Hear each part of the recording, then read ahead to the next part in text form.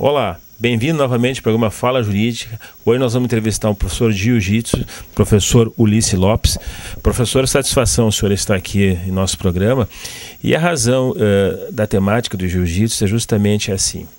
Vivemos uma sociedade hoje muito conturbada, com muita violência, e que a gente vê da mesma forma assim, uma reação por parte da sociedade até muito saudável, né? Que é a prática esportiva, principalmente da arte marcial. Por que eu convido as pessoas que têm uma noção de defesa pessoal? Porque eu entendo que quando o Estado não dá uma garantia, muitas vezes não pode dar uma garantia efetiva de proteção à vida, que é o caso dos bandidos que aí nos cercam, eu acho que a pessoa tem que saber se defender. Então hoje eu te convidei, seja bem-vindo ao meu programa, e fale um pouco sobre jiu-jitsu e como é que eu vejo que o jiu-jitsu é tão importante hoje em todas, digamos, as configurações de artes marciais, principalmente nós, advogados, promotores, juízes, aqueles que se acercam do meio jurídico, às vezes precisam de uma coisinha a mais para se defender, ou mesmo para ter uma complexão saudável de vida. O que o jiu-jitsu pode trazer para nós de bem-estar? Tudo bom, Marcos? Primeiramente, queria agradecer a oportunidade, né, de estar falando um pouco sobre o jiu-jitsu, né? E também estar passando para o pessoal, o jiu-jitsu significa arte suave, né? O jiu-jitsu é trabalhado justamente onde termina as outras artes marciais, que é o chão, né?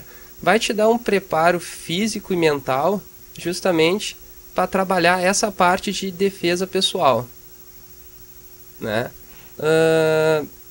O jiu-jitsu, ele foi feito justamente por uma pessoa que não tem um atributo físico grande, né?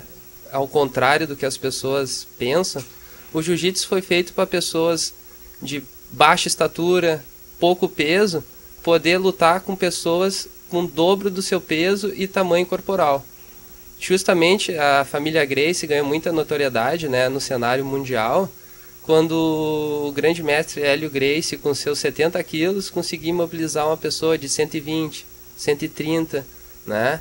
Onde o corpo, o teu próprio corpo, se torna a tua arma perante a situação.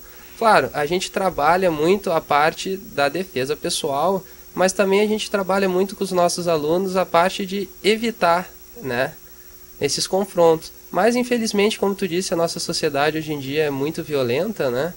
É muito interessante ter o conhecimento de uma arte marcial.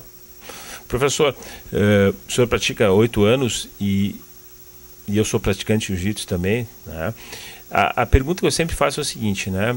O que se faz para evitar uma briga hoje, né? Eu já entrevistei o professor Cortez em outros momentos e ele se manteve muito atento ao seguinte: as regras de como andar na rua, observar. E nós, do jiu-jitsu, nós temos uma coisa que, justamente por isso que está sendo uma das artes marciais que eu considero as principais. Tu pode fazer todas as artes marciais, mas tu não pode fazer o jiu-jitsu. Pelo menos eu entendo assim.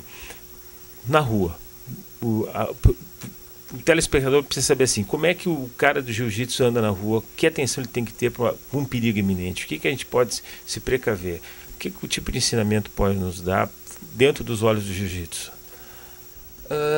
Primeiramente, né, Marcos, o jiu-jitsu, a primeira regra é tentar evitar qualquer tipo de confusão, tá?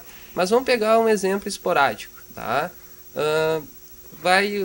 Estou numa danceteria com a minha esposa, tem pessoas mais alteradas, tudo. Eu vou tentar sempre evitar o confronto, né? Mas o jiu-jitsu, ele vai me dar a base de conseguir tirar a minha esposa dessa confusão e me defender de 3, 4 pessoas que, em tese, seriam muito mais fortes do que eu, né? A imobilização em si, se tu for ver, isso é um dado estatístico, a maioria das brigas que acontecem, uma hora ou outra, acaba ou no chão, ou a pessoa te dando uma gravata, tentando te agarrar para te bater, né? Então, aí que parte o jiu-jitsu, né? Quando a pessoa vir te dar uma gravata ou tentar te derrubar, tu vai estar já preparado e apto, né, a dar um contragolpe, sair dessa situação o mais rápido possível. A gente sempre conversa muito com os alunos, né? E a gente faz já arte marcial, é uma defesa pessoal, né? A gente trabalha muito a parte psicológica dos alunos, de né? Ter uma vida saudável, a academia onde eu treino é um ambiente super familiar, a gente tenta passar valores para os nossos alunos, mas claro, infelizmente, se ocorrer esse fato de da pessoa precisar se defender, a gente treina a pessoa justamente para parar com a situação, conseguir se defender da situação o mais rápido possível e sair em segurança, né? Que eu acho que é o mais importante hoje em dia, numa briga, é tu não se machucar e sair seguro da situação, né? E, infelizmente acontece, né, Marcos? Claro. Professor, o senhor falou que o jiu-jitsu na academia é um ambiente familiar, e por certeza que é, que a gente fez entrevista com o Cortez na academia de vocês. E quem pode praticar jiu-jitsu hoje? Qual é a pessoa que pode fazer parte dela? Muito legal tu me fazer essa pergunta, né? O meu intuito hoje é desmistificar um pouco do jiu-jitsu, né? As pessoas têm a noção que o jiu-jitsu hoje é feito por baderneiro, pit boy, que é um termo muito usado, né? O jiu-jitsu pode ser feito por qualquer pessoa, desde a criança até um senhor, né? Justamente por proporcionar essa pessoa que não tem essa aptidão física, né? Não tem muito músculo, são pessoas normais, né? Não são pessoas que estão acostumadas a fazer musculação, fazer nada. Treinar essas pessoas a conseguir combater uma pessoa com o dobro de peso, né? Justamente é isso que a gente quer desmistificar. Esse negócio que o jiu-jitsu é feito só por pit boy, que é uma luta agressiva, é uma arte marcial que nem todas as outras. Como tu disse, o jiu-jitsu hoje se tornou muito importante no cenário das artes marciais, porque o MMA, o UFC, deu muita notoriedade ao jiu-jitsu. E se tu for ver, 70% das lutas terminam no chão ou finalização. E qualquer pessoa pode treinar. Não tem peso, não tem idade, não tem sexo. O jiu-jitsu foi feito justamente para as pessoas poderem se defender. No caso, mulheres tranquilamente pode se fazer presente também. Tranquilamente. Uhum. E, por exemplo, é a questão daquele bem-estar que eu digo assim, o treinamento, tá? Ele fizer um treinamento duro, demora quantos minutos um treinamento? Uma aula de jiu-jitsu inteira? Assim, Marcos, quando chega algum aluno novo, a primeira coisa que eu faço é chegar até ele e perguntar o que ele está buscando no jiu-jitsu, né? Hoje em dia, as 3 coisas que as pessoas mais procuram. A primeira é emagrecer e ter uma vida saudável. A segunda é a filosofia do jiu-jitsu. O jiu-jitsu não é só uma arte marcial. O jiu-jitsu é uma filosofia de vida. A gente cuida do que a gente come, a gente cuida treino, a gente cuida da nossa saúde. E o terceiro é o pessoal que gosta de competir, né? O que não é obrigado ninguém competir, isso a gente sempre deixa muito claro. Então todo aluno novo que chega lá na academia, isso não é só no jiu-jitsu, é uma prática da minha academia onde eu trabalho, é justamente isso, é chegar até o aluno e saber o que ele está procurando, né, com a arte marcial. Conforme, né, idade, peso, altura, conforme o padrão da pessoa, a gente vai estabelecer um treino conforme a necessidade dela. Se tu chegasse lá hoje para mim e dissesse, Ulisses, eu quero ser competidor, eu ia te treinar para ser um competidor.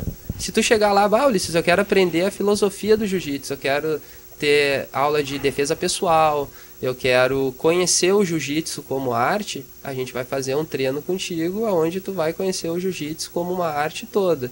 E tem as pessoas que procuram jiu-jitsu, né, para emagrecer, porque a atividade física é bem forte, né?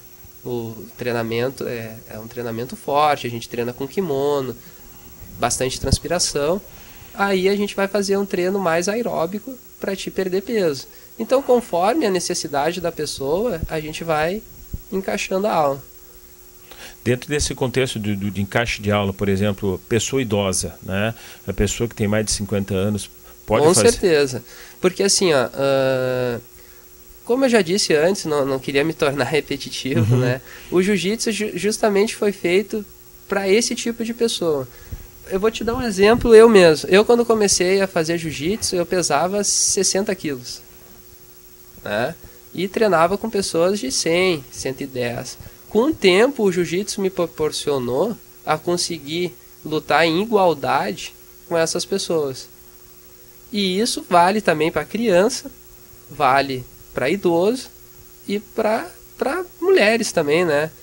Porque eu vejo o jiu-jitsu para feminino muito bom, assim, porque geralmente se uma pessoa tentar agarrar, né, geralmente numa festa, ou se a pessoa tentar agarrar uma senhora, uma mulher à força, quando ele agarrar ela vai se sair muito bem.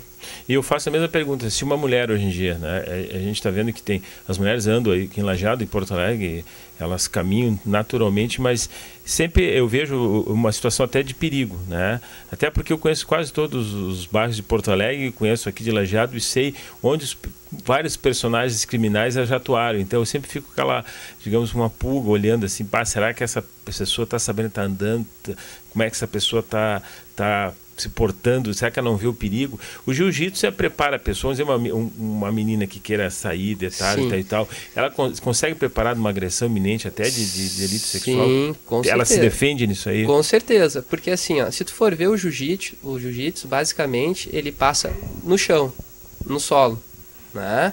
Então, como tu disse, hoje em dia as pessoas andam muito desligadas. Tu pode ver que o maior índice de assalto, de pessoas que são abordadas, geralmente são pessoas que estão no celular, estão conversando com outras pessoas, não estão. E o jiu-jitsu vai te treinar a quando tu entrar num lugar onde, como tu disse, tem lugares que tu sabe que tem um índice maior de criminalidade. Então, quando tu estiver passando nesse lugar, é bom tu estar atento ao meio ambiente onde você está. E com certeza, tipo uma mulher que treina jiu-jitsu, que entra num ambiente assim, sabendo do risco que está passando e tendo o conhecimento do jiu-jitsu, quando o agressor tentar imobilizar ela, botar ela no chão para um delito sexual, com certeza ela vai conseguir sair dessa posição. Mesmo sendo, aí eu vou já adiantando, né? Mesmo sendo mulher, para um homem, no chão não vai fazer tanta diferença. Não vai fazer diferença alguma. Eu te digo que uma mulher já que tenha uma certa habilidade no jiu-jitsu, pegando um agressor que não tem a mínima noção de chão, com certeza posso te dizer que ela sairia dessa situação.